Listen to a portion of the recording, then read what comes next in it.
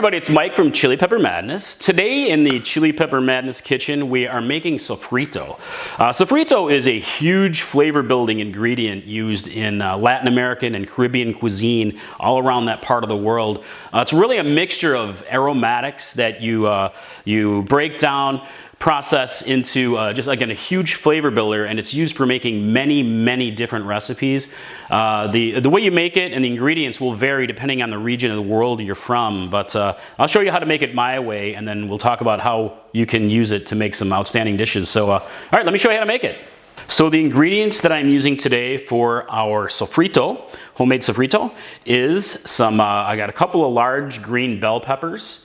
I have 2 good-sized cubanelle peppers.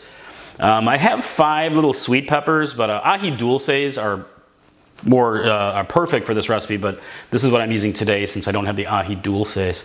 And I have a large-ish white onion. I've got a couple of plum tomatoes here, and I have a lot of garlic. I love garlic with mine. And I have a small bunch of cilantro, and you can use more if you'd like, and a bit of olive oil, and then we'll just add a bit of salt to it. So, all right, let's whip this together. All right, let's make some sofrito. There are different ways, as mentioned, to make this, and the ingredients will vary from region to region. This is more of a Spanish influence with ingredients that I prefer in my recipes. So here I'm starting off with a couple of large bell peppers. Just get this popped into a food processor or a large blender. And I have a couple of cubanelle peppers. These put in there. And I've got some sweet peppers here, and you can use spicy peppers if you want to, my spicy food loving friends. I know some of you true chili heads are going to want to make a super spicy version. And I've got some chopped onion. Everything just give it a rough chop because it's going to process in there. And I have some tomato, just a couple of smaller plum tomatoes. And we have lots of delicious, gorgeous garlic. Again, just a rough chop on that. And I have a lot of cilantro right here. Get that mixed in. Cilantro is a huge flavor builder. And also, if you can find culantro, is a great addition for this. It's like cilantro on steroids, like a cousin to cilantro. It's very delicious.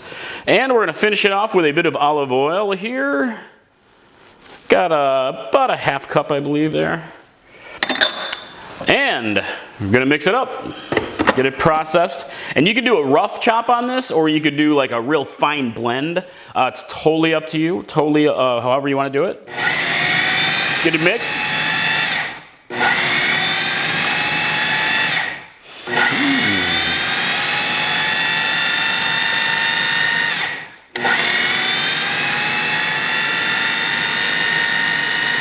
Take a look.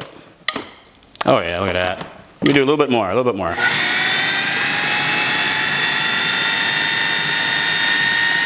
All right, I just did some pulses on this for maybe about 25 seconds, 20 seconds.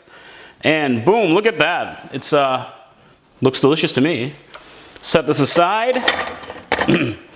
Whoop. And that's it. This is sofrito right here. So let me grab a spoon really quick and we'll take a look at it. Spoon. All right, let me pop this in. Yeah, look at it. You can see the consistency of this.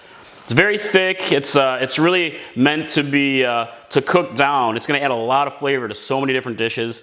But that's it. Super easy, guys. Sofrito.